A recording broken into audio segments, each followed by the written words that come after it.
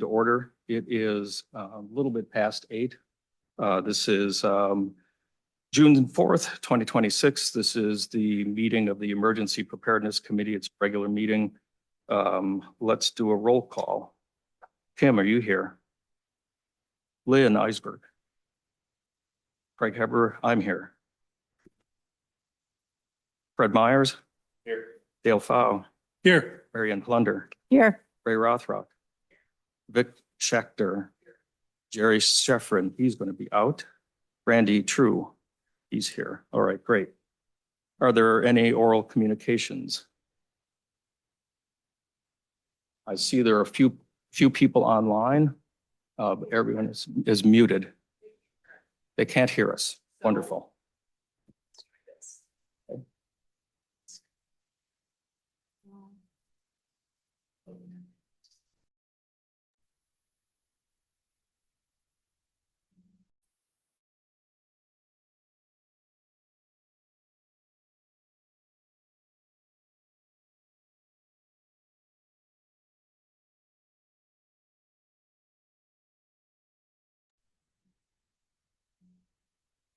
Can people in the audience hear us now?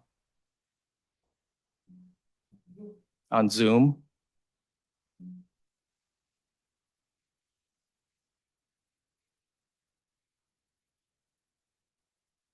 So let's try that again.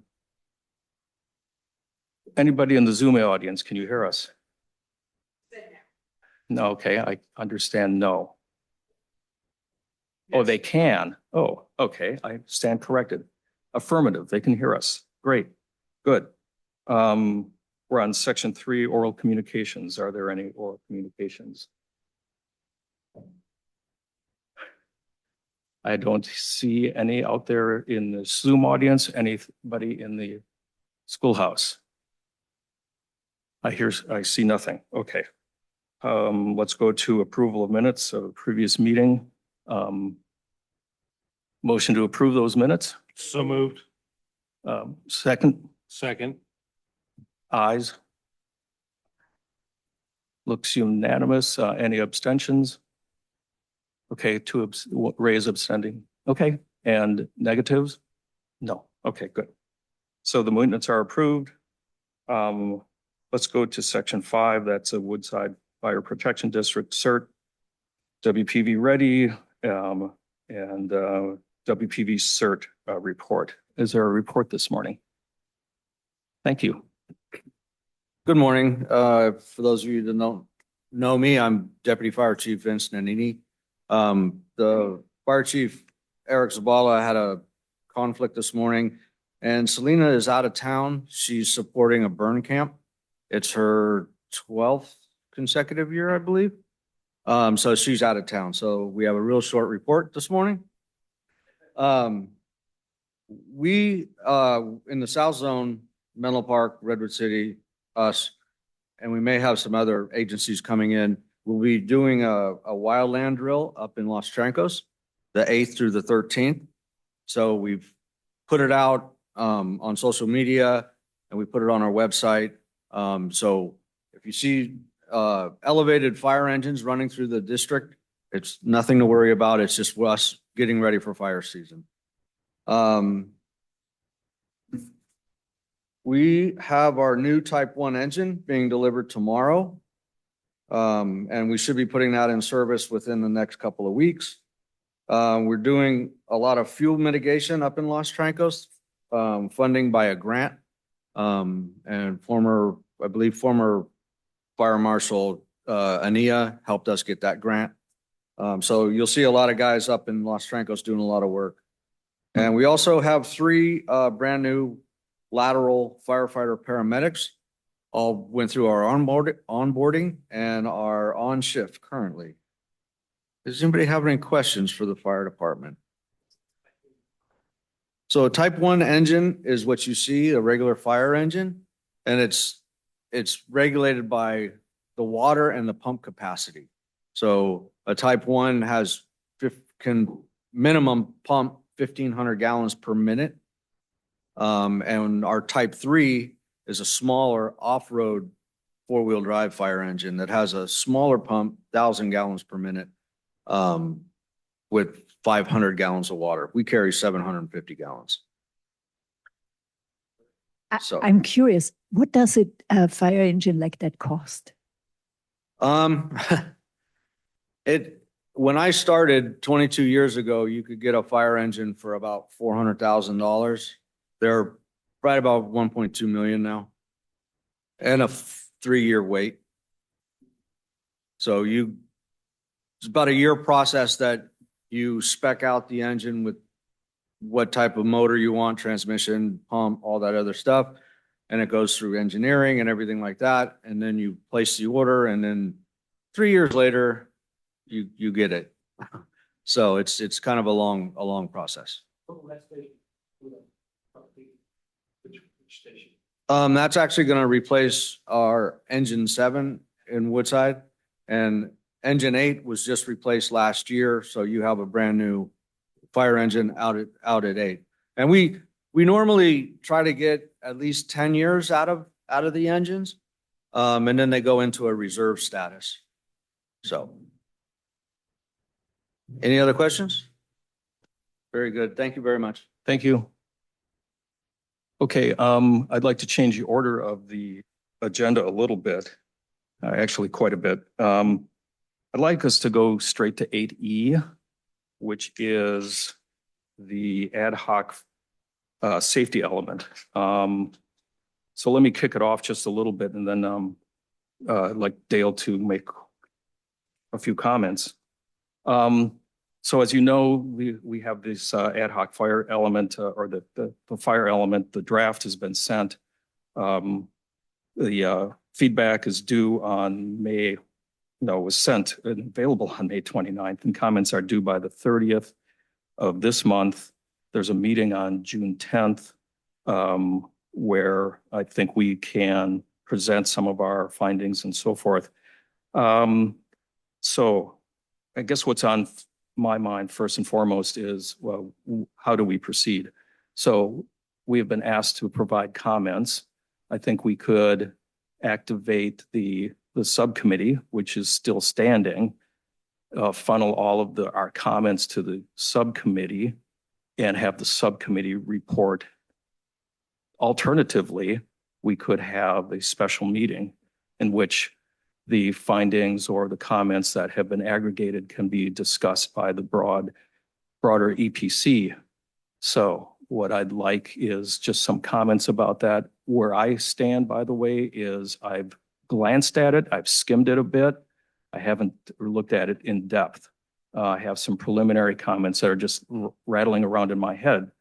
So again, things are due basically the end of the month. There's a meeting on the 10th as well. Dale, you have been heavily involved in this in the last couple of years, and I'm sure that others on the committee have, but I would really like your comments and guidance.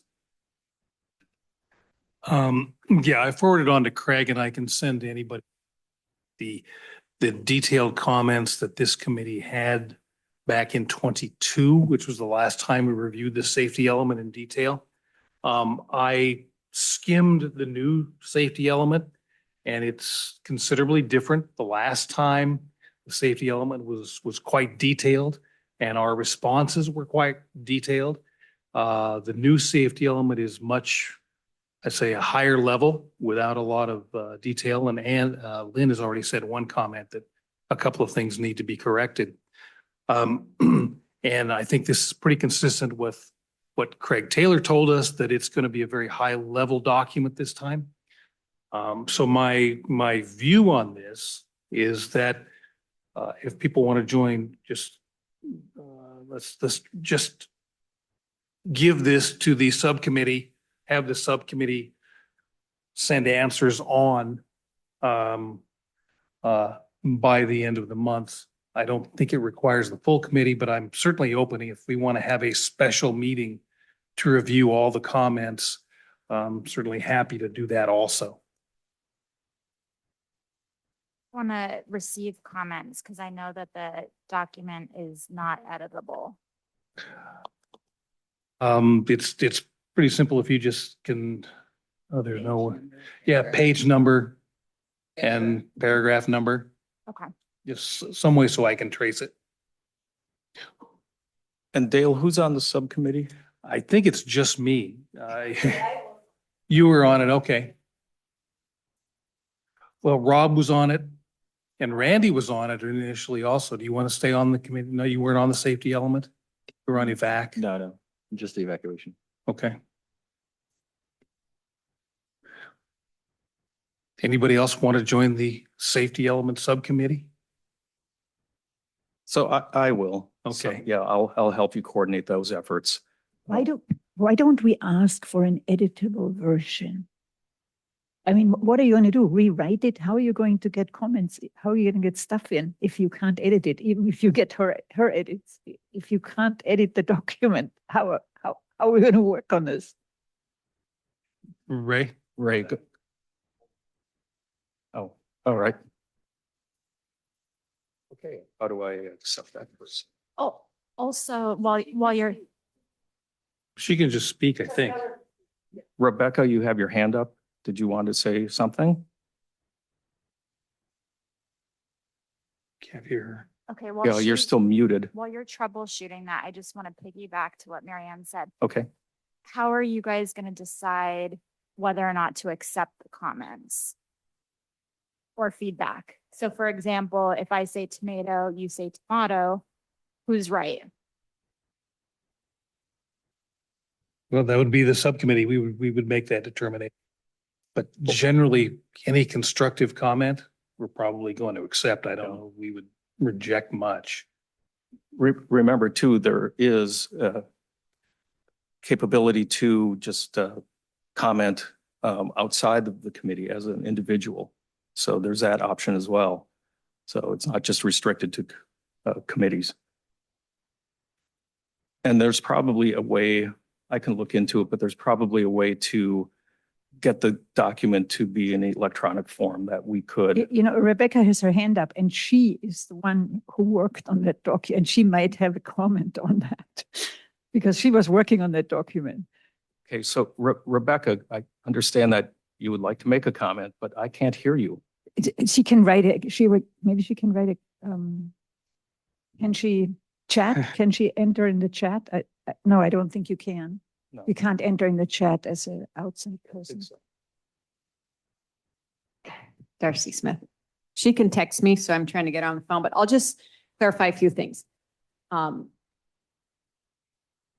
Technically, subcommittees only last like a year or less. So an appropriate thing to do would be to create a new subcommittee ultimately, but I'm not sure we have time to do that. But maybe a good approach would be for folks to work on a comment list, but then in order for the committee to officially transmit that to the town, it would have to be voted on by this full committee. But I will tell you, we didn't put out an edible document on purpose because the council's direction to us was prepare pretty much a final version. And because they would like to get this done this year and we have to send it to the state next. The state, the fire marshal state has 90 days to review, and then the Department of Conservation has about the same amount of time. But I think what we intended for this process to be is that we received comments either orally at the next council meeting, which is next Wednesday at 5 p.m., the special meeting, or that maybe a group met with the town council subcommittee, which is Mayor Taylor and Councilmember Flynn, and sort of had a conversation. The last process where we got extensive comments, I mean, honestly, we spent $200,000 and we did not have a product that we could readily adopt. And so the council direction to staff has been, publish a high-level document. If there's factual errors, of course, we want to correct those. But I think that it might be more beneficial to have a conversation with the mayor about this rather than like pages of comments, because the real question is there something factually inaccurate or is something like dramatically missing? But then the conversation back, if it was a conversation, well, it may not belong in the safety element. The safety element has to comply with state law, and that's very prescriptive. And I'm going to tell you, everything in the document meets state law. And if we want to go above and beyond, it's just it's a policy question of how much the council wants to spend on this. And I can tell you, my understanding is that they want to get this adopted as soon as possible.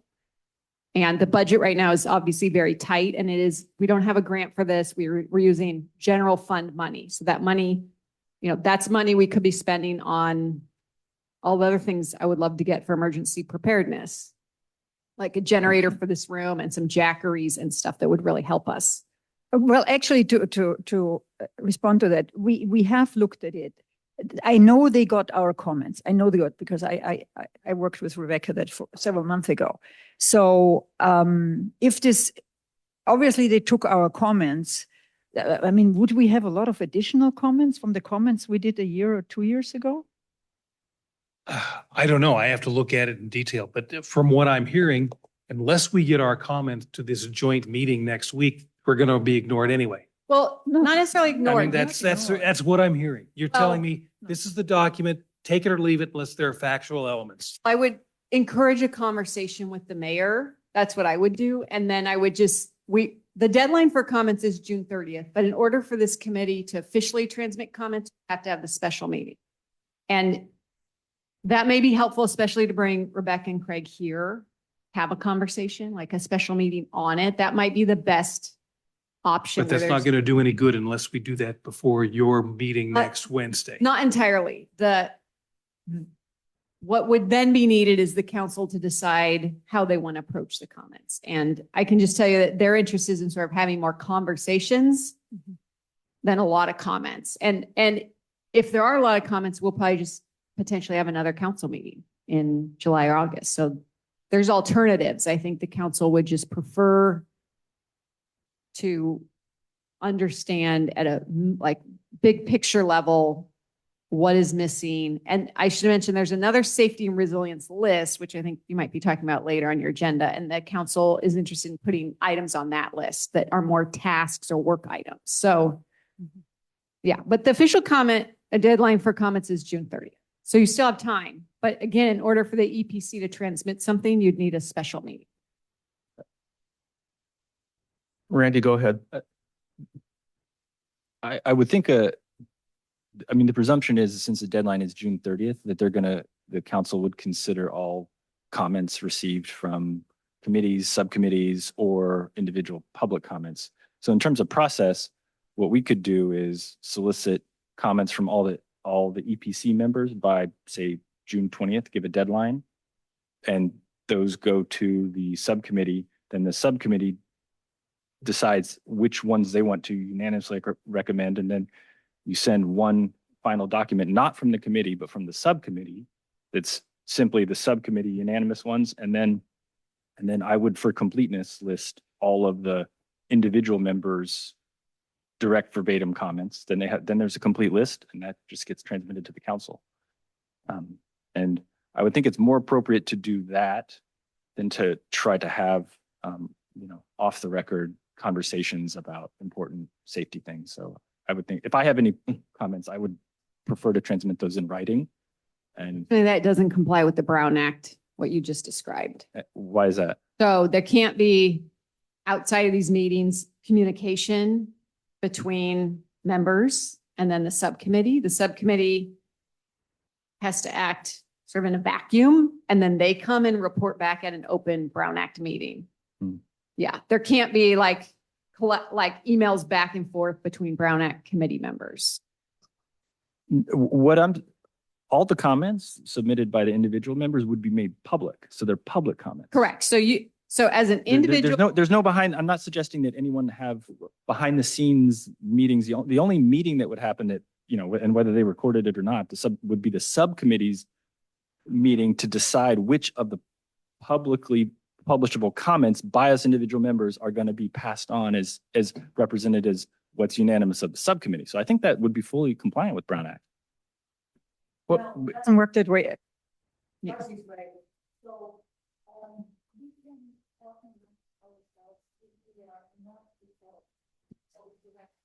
Marion, go ahead and cue your mic, please. So how many are we here? 9, 12, whatever. How many? 10 members. Okay, so 4 people can talk amongst each other as much as they want. That's why we have subcommittees.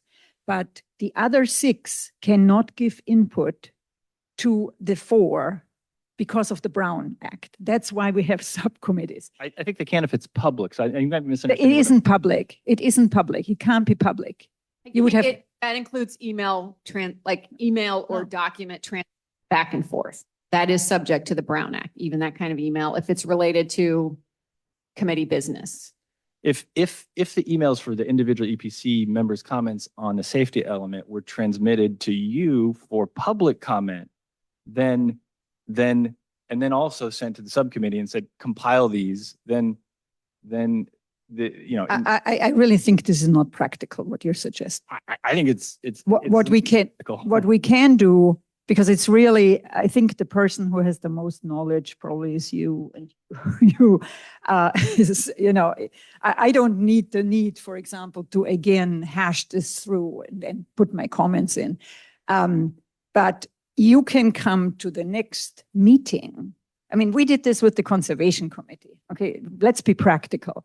I'll give you the example for better understanding. There was a fee structure being done, and we saw something that didn't really sit with the Conservation Committee. So 2 of us were here at the town council meeting, and we were making our case. The council heard us, and they made the change. And it doesn't all have to go through everybody in the committee, because we're not all the experts. So let's just accept who is the expert, and let's do the work. I think that's what we've done in the past with subcommittees. I think the question here is whether we want to have a special meeting. And I think that is dependent on whether the entire EPC wants to see what the subcommittee has done before it's submitted. That's my kind of overall feeling of it. The subcommittee cannot not submit a document on behalf of the EPC without it being approved by the EPC. Yes. Yeah. Okay. So I think it's just a question of whether the EPC wants to submit comments. Yes, And that's my understanding too. So we could, I guess the question then is, does the committee want to have a special meeting to review what the subcommittee has put together? And if the answer to that question is no, then we can just proceed without a special meeting. In addition, I want to make the comment that as a citizen, you can make a comment about about what we're talking about, the safety element. So outside the committee, you can make all the comments you want. So in view of the fact that I hear that, look, town council wants to just get this thing done. It's more or less a document that complies with state regulations and state requirements. I think saying that, part of what we could do is, as you suggest, that the town manager has suggested, is to get in a conversation or meeting with the mayor and get some direction from him about, well, instead of us spending a whole lot of time making a bunch of comments and stuff, that, look, I don't care about those comments, so that we don't spend a lot of time making a work product that's never going to be looked at, never going to be used. So at least for this exercise. So that's what I hear. Those are my opinions. I would suggest that we do it in a subcommittee so that we can get this thing done. It doesn't preclude people from making comments on their own. I would think that unless the EPC in large wants to have a special meeting, that we see and have the comments sent or accumulated. Can we, as a subcommittee, can those comments then go to an audience? In other words, can those go to Craig or people who are wanting or taking these comments? How about this? How Okay. about the subcommittee goes to the meeting next Wednesday?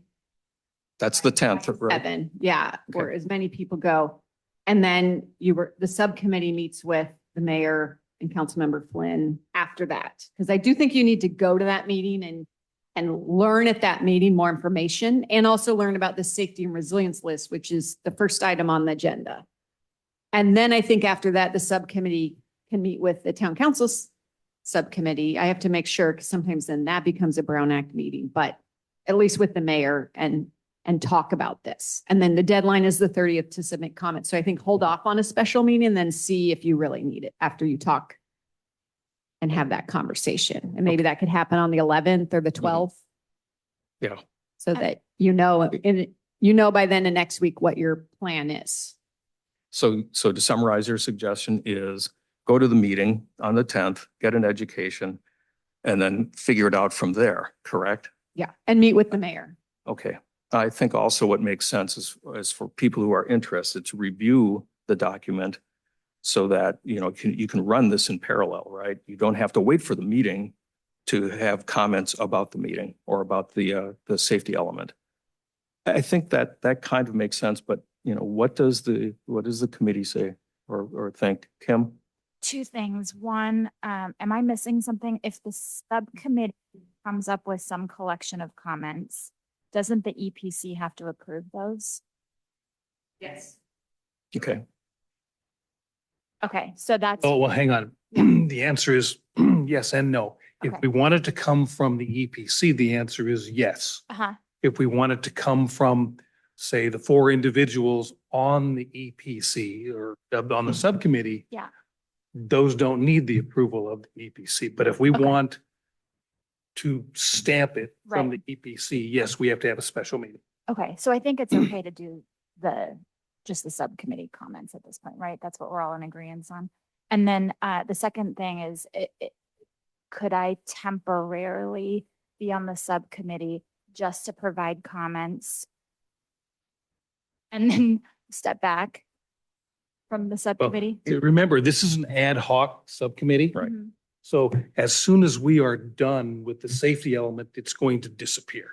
Okay, Yeah, I don't see any problem with what you're There's no proposing, problem with that. Kim. Okay.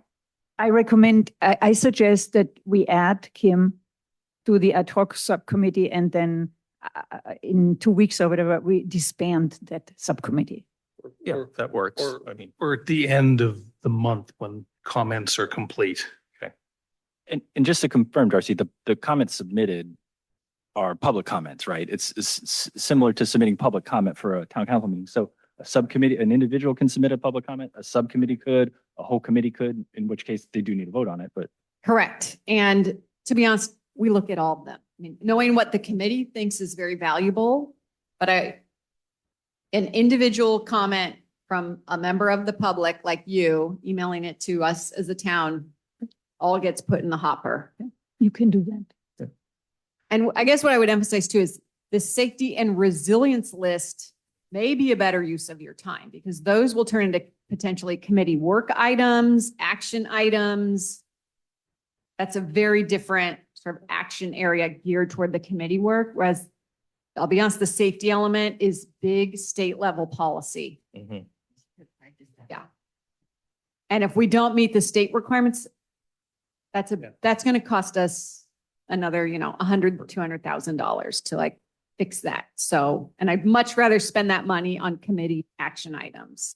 Yeah, I understand. I think that's a great summary and recommendation. So what I hear is the way we want to proceed is have a subcommittee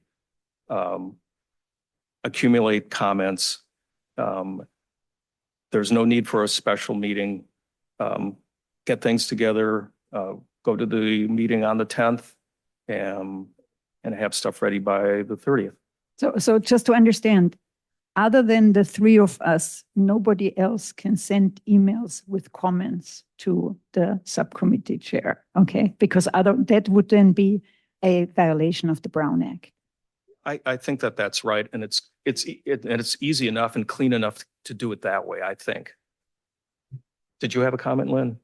I told Dale to delete mine. Okay, so subcommittee members are Kim, Dale, myself, and that's it, right? Marianne, do you want to be on it? Do you want to? Do you want to be on the committee or the subcommittee or no? Well, that would be 4 of us and that'd be fine. Unless somebody else want to take that spot. I don't see anybody with a burning urge. Okay, then I'll take it. So okay. those are the 4 members. And then the- We got Rebecca on the phone. Okay. Okay, I'm going to hold you up to the speaker. Hi, can you hear me? Yes.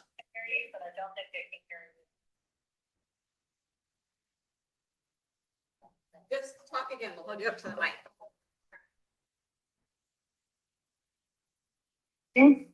Yeah, that's fine. Go ahead, Rebecca. Okay, so I did want to say that I've been struggling to hear everyone. Some people are clearer than others, but just in general, I've tried to follow along, but it's been a bit of a struggle from my end. So I did want to give a little bit more of a context for this. As Darcy had said, the safety element is a much higher level document than what everybody in town expects and thought. And the consultants actually made a lot of changes from the version that they had provided in 2022.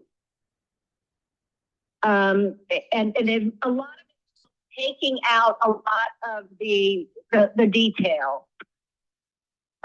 So when you look at this document, you should be assessing if you consider it to be adequate for what the state requires. If there is stuff missing, particularly detailed things that you think should be included, that it would need to go to the safety and resilience list. So I advise you to, as you are reviewing the safety elements, keep the draft safety and resilience list next to you so that you can see where detail is versus more general policy. Think in terms of the safety element needs to have policies that are enduring, that will last for 10 years, essentially. So you wouldn't put a very detailed action into that safety element if it's something that would be done next year. It needs to be higher level.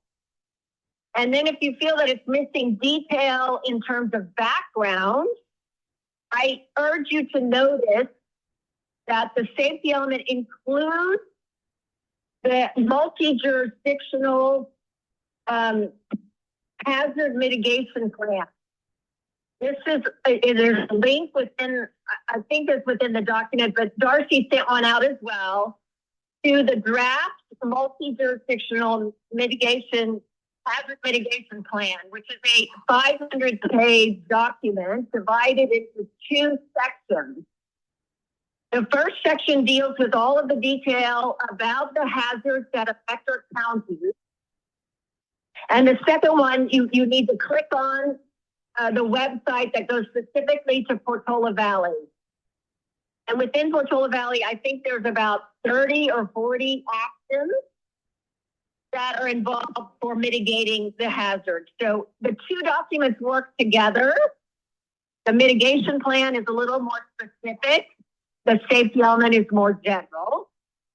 And then we have the safety and resilience plan, which is specific for Portola Valley.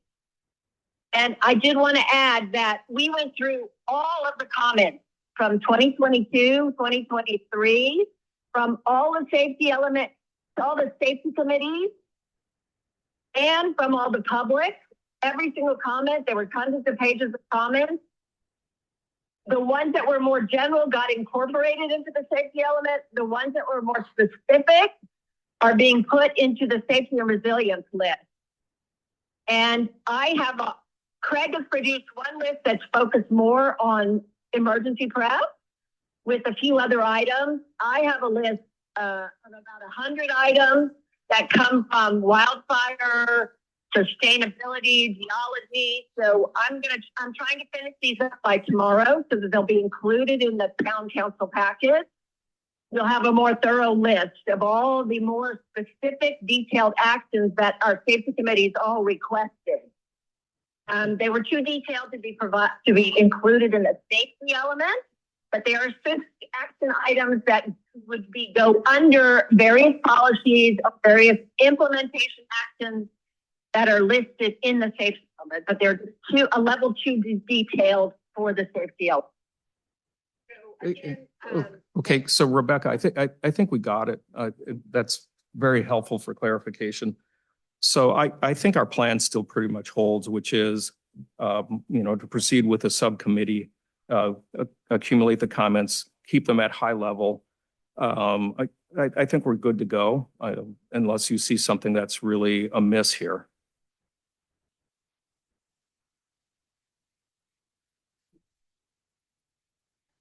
If you see mistakes or data or something that's incorrect, those are definitely things that need to be communicated. Okay. And I've actually communicated all of the typos, so you probably don't need to worry about that. And then I found it easiest myself to work with the PDF and just highlight the problem and put a comment box. There's a little, it's not Yes, a box, yep. it's a little speaker loop thing. And just add your comment right into the document. Save the document with your name and then submit that. Mhm. It makes it very easy for consultants in the planning department to incorporate your comments. Okay. I think that all makes sense. Does anybody have a comment about this? I think we're ready to go then with the subcommittee.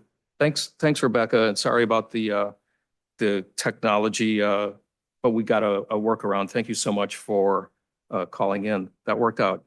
Okay, I think we can close this item out and get on with other parts of the agenda. Okay, No motions? do we need a motion? No, to go on with the agenda? No, a motion to have a subcommittee that we already talked about. I don't think so. No. Okay. Right. Okay. In the remaining few minutes, yes. So item 6, I don't know if anybody has any comments there.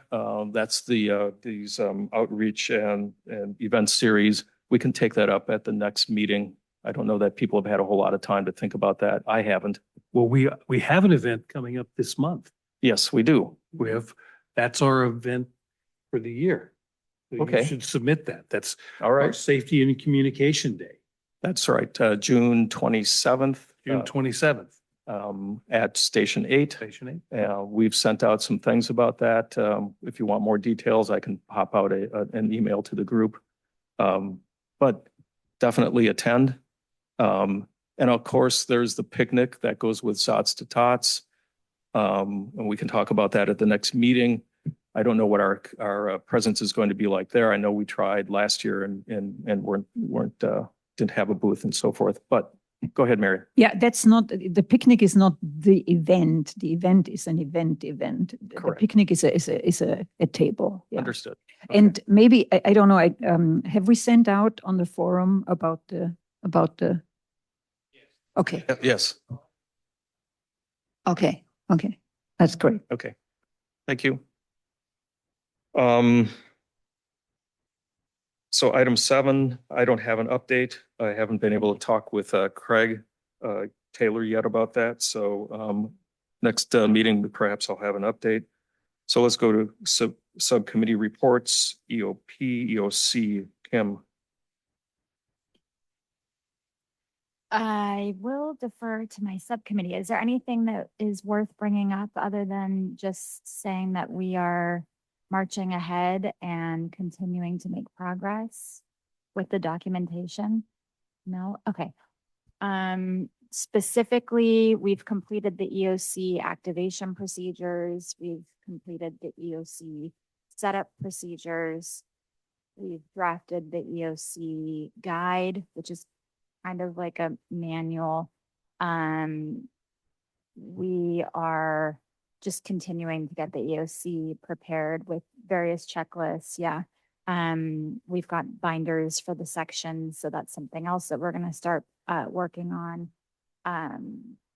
That's about it. If anybody has any questions, other than that, that's the update. Okay, sounds great.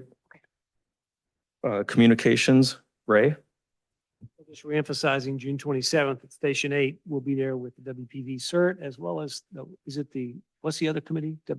Wildlife, Wildfire. Wildfire. Yeah, wildfire. So we've added a Preparedness. committee this year and the fire department's been very gracious to let us take over their place, basically.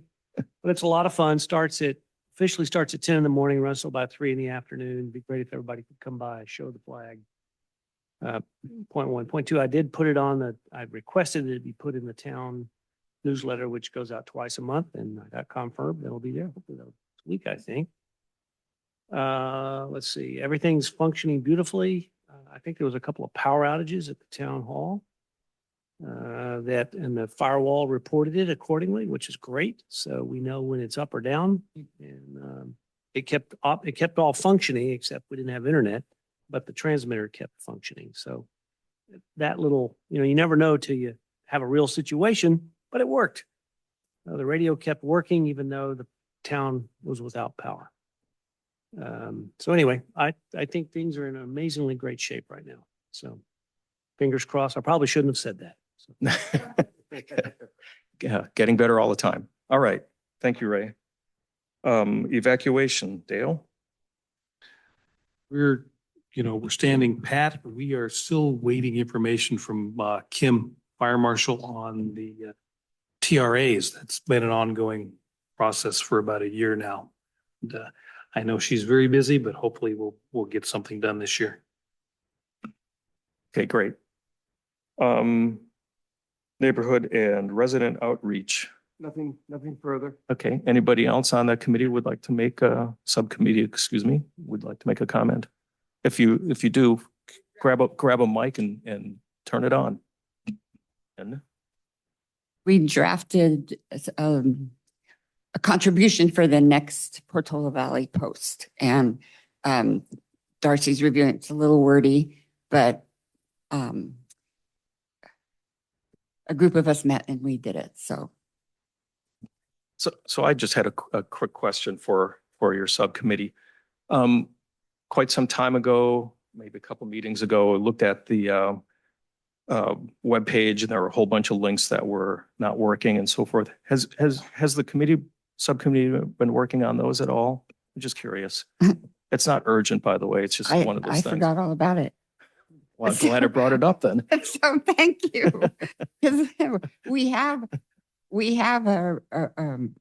Selena looked yeah, through it that's right. and came up with suggestions for changes, and it dropped off my radar. Sorry. Yeah, it's being worked. Okay, all right, good. Yeah, I think that's it. Thanks so much for all of the inputs on 8E. No, absolutely you can. Yes. It's a town manager. Thanks, Darcy Smith. Okay, sorry, with all the That's fine. excitement in the start of the meeting, I didn't have time to talk. So a couple of things. Yes, we had the power outage and multiple power outages, and our main PG&E government liaison, who I have on speed dial 24/7, Marjorie Ruiz, hopped into the last council meeting. Her words, not mine. You are a tinderbox. You will have lots of power shutdowns this summer. Because we had two. We had one on a weekday, I think it was a Tuesday, and then one on a Sunday. Yeah, and a third of the town. And it was a busy day. Like Priory had graduation activities. So like my phone was blowing up at 6:30. And the windmill. So one interesting thing you have to understand is that there are a lot of facilities that do not have backup batteries. This building doesn't have a backup battery or generator. I don't think the library does.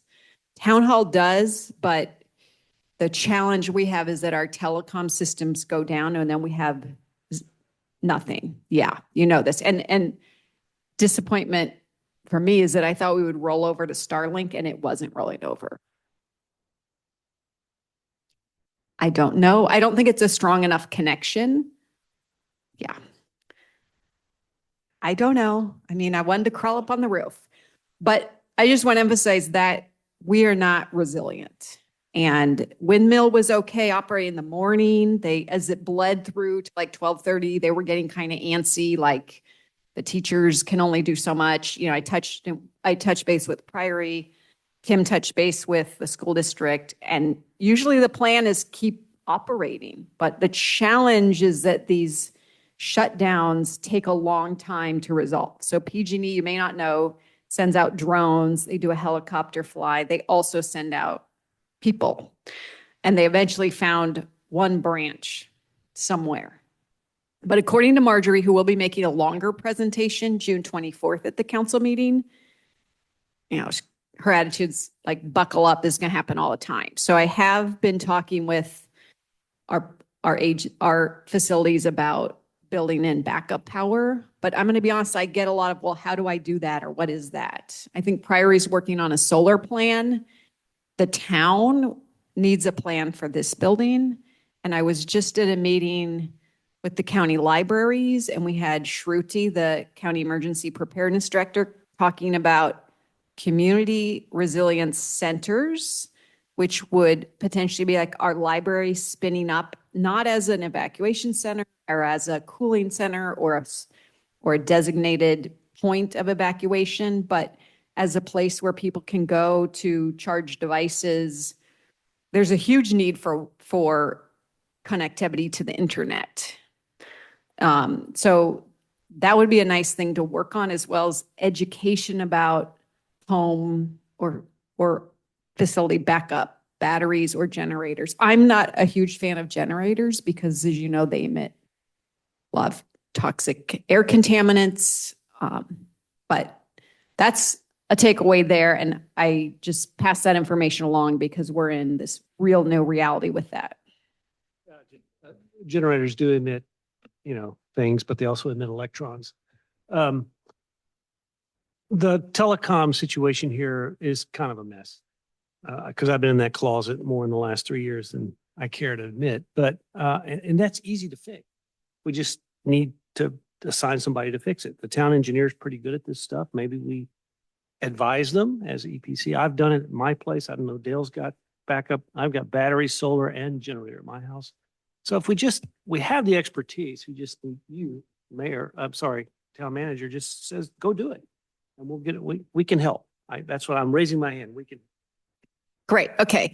And I see that need for education with the community. So that's a huge need with the picnic and also with PV Palooza. I think there's an opportunity to have a booth there where you literally show off the Jackery. You have the Starlink. You say like, this is how it is. And then maybe some videos or like how-tos. Cause I got a lot of phone calls the day of the power outage with various residents, some with medical devices and quite a panic. I don't know when they're going to turn. I usually have a sense, but Marjorie has warned it, as we know, prepare for 72 hours. And I just tell you, we are not prepared for 72 hours. And that's what we did in San Francisco for the public. We were constantly pushing the message, the Department of Emergency Management, we were constantly pushing the message to the public, 72 hours, be prepared to be on your own. Public safety entities are going to be focused on life safety first. And you may be without water, you may be without power. And so I think pushing that message to this community is essential, especially when there's so much chatter when these power outages happen, because they're saying, why? I think it's really important to educate folks and say, well, I mean, we don't necessarily have to use the word tinderbox, but in so many ways, we do have to really send that message out, because I think folks are really flailing about that. The Lynn. question I have. Marion, hang on just a second. So Lynn, you've been looking to say something. Well, in the newsletter for the newsletter, the post, we are encouraging preparedness. So that it's all about preparedness.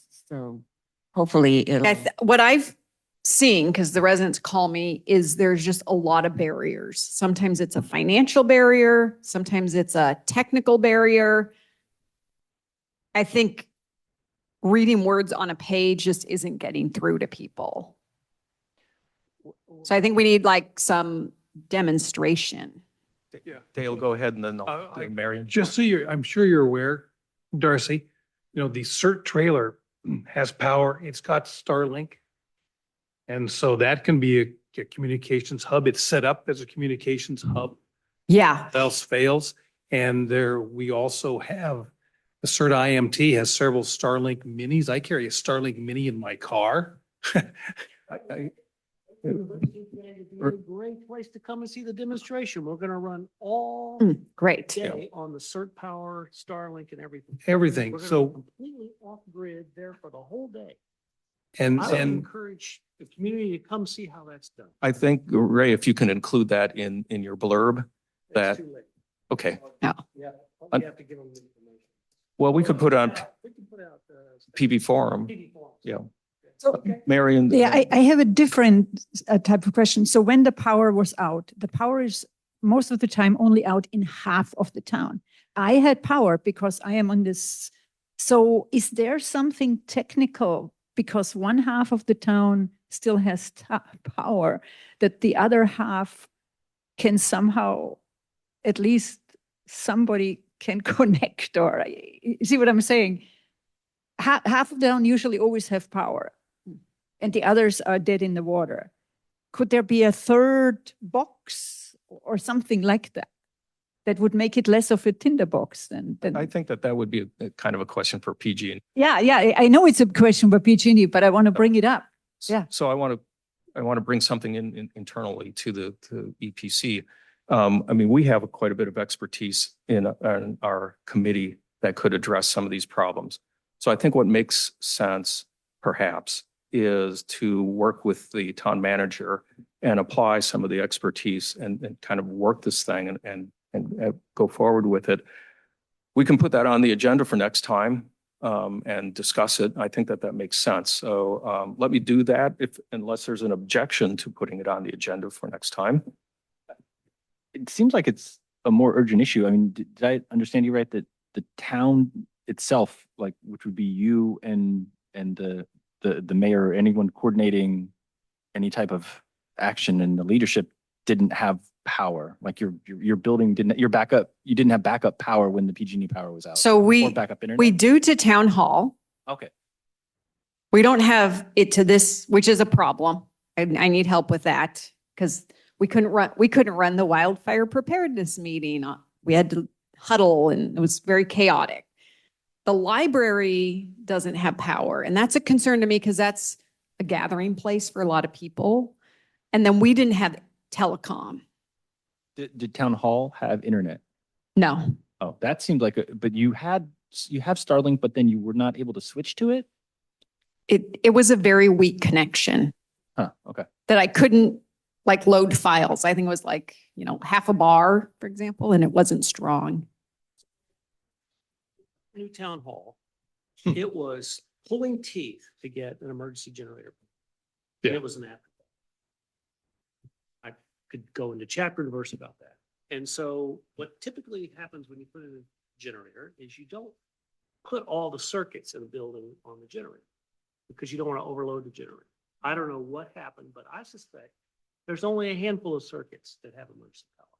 I don't even know the capacity of our generator, but this again can all be researched and sorted out, but I'm sure that you think you have power, but you don't. Yeah, exactly. Yeah, so there's a lot of questions there. I think what I'm looking for is a resiliency plan, specifically backup power for all 4 buildings here.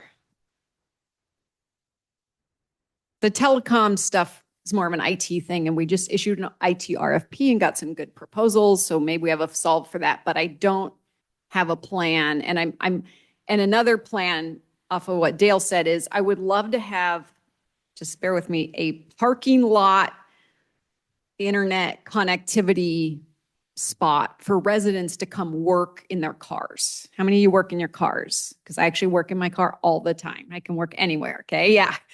So I think if we could spin that up here and people just know, like, hey, if there's a power outage, I can come here and have the CERT, one of the Starlinks, I think you can go a couple hundred feet. So we could supply this parking lot. And then if someone has a connection, We could do maybe Alpine Hills. They have a lower parking lot that has a lot of space, and then maybe Ford Field. And the residents literally, hey, if I wake up and there's a telecom outage or there's a power outage, I've got 3 locations where I can just go and sit in my car. And, maybe they can go other places. I don't know. Sometimes, Woodside Library, but it would just be nice to have big hot spots using Starlink where people can come work. Cause that's a big question I get.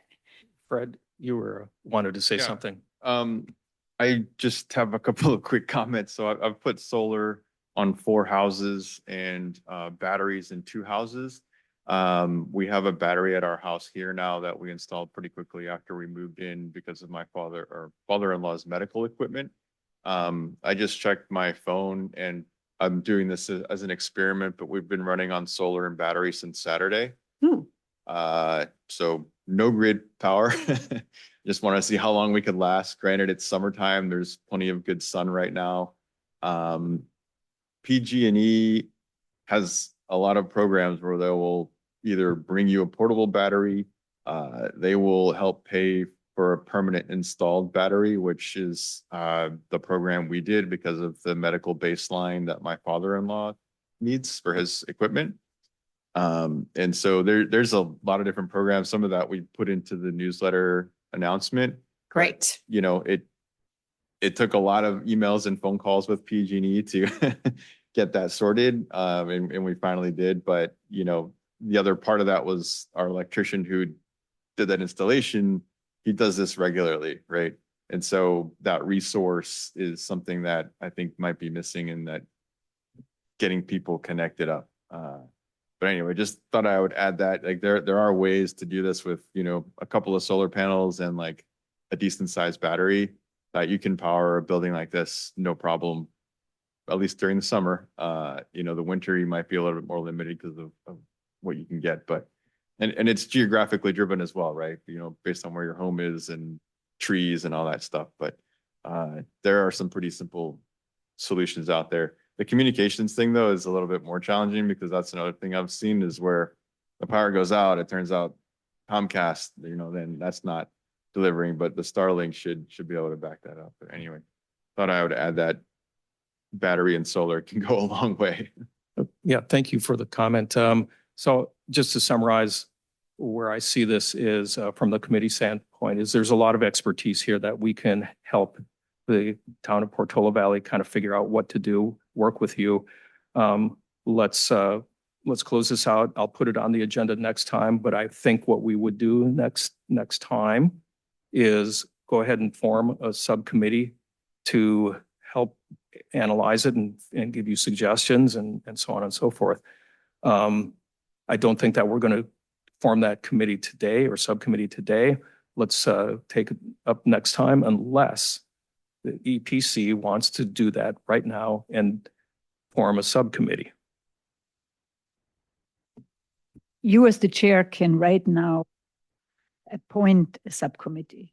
You can do this, yes. I'll lead it. Okay, all right. So Fred is the chair of the subcommittee. Ray, I figure you and Dale would be kicking in. I can help only from the standpoint of small generators like Jackeries and so forth. I figured out how I can survive for 72 hours just with Jackeries and line power. That's, so, okay, so to summarize, there is a subcommittee to analyze this and work with the town manager and others. Fred, Dale, Ray, and myself. Going to be the backup power resilience. What would the chair like to call their subcommittee? Fred? Yeah, power resilience. Sounds good. All right. Power Yeah. and communication resilience. Great. Sounds good. Okay, really good. Do you need a motion on this or? No. Okay. I don't think so. All right. Fred, if you Randy, com- did you have a short comment? Yeah, short comment. If you compiled a list, and it can get really long of options and what people are doing, then residents can explore that with AI. They just ask a voice question Sure. and tell their situation, and then that could be a resource for residents as well as Yep. it could be really valuable. Yeah. So that's exactly what the Wildfire Preparedness Committee They compile vendors and they can't recommend them, but they have these databases. They were just running one with like goats, and I know they have a lot. That could help people a lot. Because, Okay. so you guys are light years ahead of the other residents who call me, like light years ahead. And a lot of them just need a helping hand, exactly what you said. They don't know how to cut through all this red tape. They don't know how to hire a contractor. They don't know who to trust. So that would be super helpful. And you can Yeah, I use the think that- forum to get that Yeah, out and in. Yeah. I think that makes sense. It's a good summary of the charter of the subcommittee. This intersects with the WPV ready nodes and communicators, right? Yeah. So- Yes. Yeah. Okay. All right. Going to do a very quick quorum check. The only members that I don't know are that can make the July meeting are Dale and Marion. So are either one of you available on the 2nd? Yes. Okay, so I think we're going to have a quorum. Yes, we would have a quorum on the 2nd of July. So let's not make a special meeting. We'll meet on July 2. That's, we will have a quorum. With that being said, I'd like to make a motion to adjourn. So move. Second. Okay, anybody against it? Otherwise, it's unanimous. All right. Thank you very much, everyone. It was a good discussion. Sorry about the technology interruptions in the beginning. Thank you. Bye. Good. I'm